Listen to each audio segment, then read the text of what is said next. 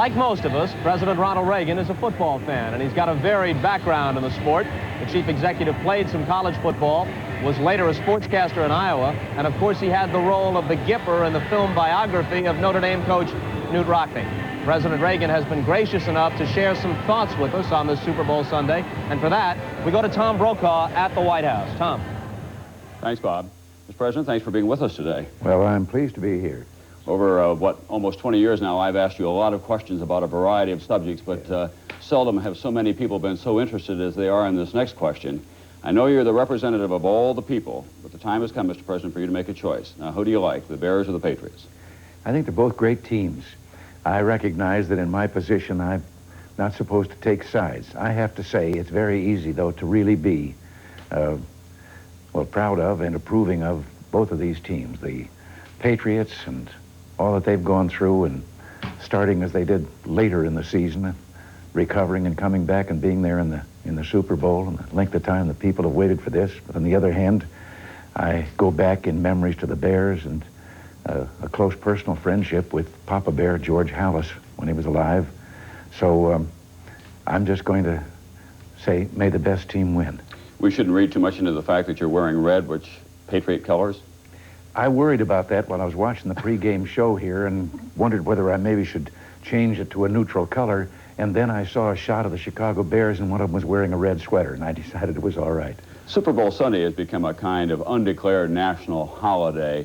Do you think that occasions like this help shape our national character, or are they really just kind of entertaining diversions from things like the deficit and terrorism and Gaddafi and so on? Well, I think it's typically American, that we can have or be diverted by things like this from the serious problems. I think it's part of the American personality, and I know that other countries take athletics seriously too, but there's something different about it in America. It's so much a part of American life that I think it's a part of our personality. I know that football was important to you as a young man, so last week I called your old college football coach, Ralph McKenzie at Eureka College. He's 91 years old, still strong of voice. Now here's what he told me. He said that you were eager, aggressive, better on defense, but overall an average football player, but an outstanding talker. Is that a fair scouting report? Well, probably, and I'm pleased that he didn't remember that much. After 91 years, he's still coaching. So there have been how many hundreds or thousands of young men have come through the ranks with him. But I remember him very vividly as a coach.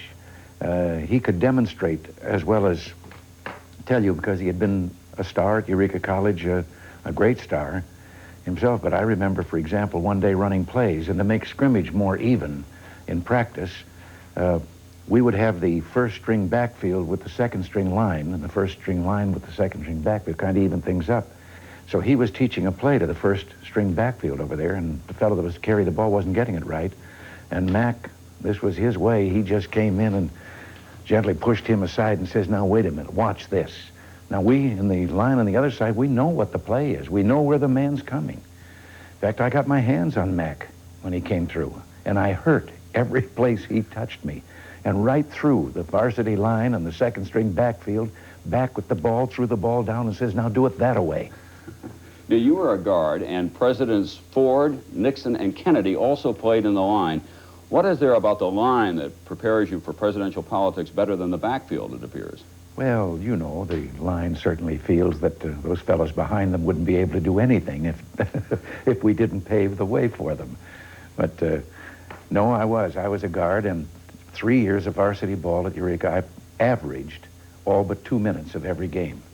And then when you became a film star, you got to play the part of the legendary George Gipp of Notre Dame, the Gipper, a great running back. But lately we've learned that Gipp was not only a great athlete, but he was a bit of a rogue. He was a pool shark and a card shark. And there were some, he was as loyal and as principled about football and winning for Rockne. Yes, I knew some of those stories about him. As a matter of fact, I had been trying to write the story when I got in pictures with the idea of playing Gipp.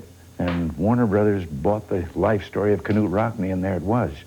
But yes, Gipp was older than the rest of the fellas and totally dedicated to winning and all. But he was a fellow that could almost, when he said, it was like Babe Ruth pointing at the center field fence and then hitting it over that fence. He could almost do whatever he said he would do. And Mrs. Rockne, who was on the picture with us, told us that he was the only man in all those years that ever really got under Rock's skin to where there was a kind of father-son relationship with him. The Oval Office may be the only office in America that doesn't have a betting pool going on the Super Bowl. Someone has estimated that, what, $2 billion may be wagered on this Sunday, most of it illegally. Does that bother you at all, that there's so much betting on football? Well, I wish there would, that it could be without, because I think when it gets up to that kind of money, then there is too much temptation to try and fix things. And human nature being what it is, we know from past history that sometimes they get away with that. That was one of Rockney's greatest determinations, was he threw a gambler out of his office one day bodily who had come to see him and was seeking some information about who was going to win. And Rock just, he hated the idea of gambling associated with football. Mr. President, football is a metaphor for so many things in American life, including politics. Now, at the end of this game today, one team is going to be in a deficit situation, and all those players are going to face a very taxing year in 1986. You're about to deliver the State of the Union address. Are you going to put the American people through the same experience in 1986, a taxing year? A tax year, you say? A taxing year. Will this be a tough year for them? I don't like the use of that word. It might be taxing for me and my energy, but I don't like the idea that someone might hear this and think I'm thinking of taxing them, because I'm not. I don't want any taxing. Right now, all you have on your mind is the Super Bowl, watching it with Mrs. Reagan, I guess. That's right, and remembering football much more vividly than you normally do. It all comes back, and you find yourself kind of remembering what the cleats felt like under your shoes. Well, we hope you have a great afternoon, and we hope that it's a great game. Final chance. You want to pick a scorer team? No. Do I have a second for that? I could tell you a little incident about that in my memories of football. Sure, absolutely. Well, it was our ball back in our own 35-yard line. We were 1 point behind. There was 20 seconds to play, but we thought the ref had said 2 minutes. And Bud Cole, our quarterback, called an off-tackle run with himself carrying the ball. As a running guard, I came out and led the interference, and the key to the play was me getting that first man in the secondary. I missed him. But Bud cut back the sideline, went 65 yards for the touchdown, and we won the game. Now, that stuck with me. I never could figure out how did he do it with me missing that block. And the very next season, when I was auditioned to become a sports announcer, and they told me to stand in front of the microphone and imagine a football game and describe it on radio. So I did, and I chose that game because I knew enough of the players' names that I could get by and so forth, and I thought I won't start with a kickoff or anything. I'll start in the fourth quarter. I had the chill wind coming in through the end of the stadium. We didn't have a stadium. We had bleachers. But anyway, I did all those things, and then I called that play, and this time I nailed that man in the secondary. I claim this is the first instant replay, only it wasn't instant. It was a year later. But no, it was a beautiful, earth-shaking block. Great thing about being a president or a sports announcer, you can go back and correct all those mistakes, all those missed blocks. Yes. Mr. President, hope you have a great afternoon watching the game. Thanks again for being with us today. Looking forward to it, and thank you. Okay, now let's go back to Bob Costas down in New Orleans. Bob?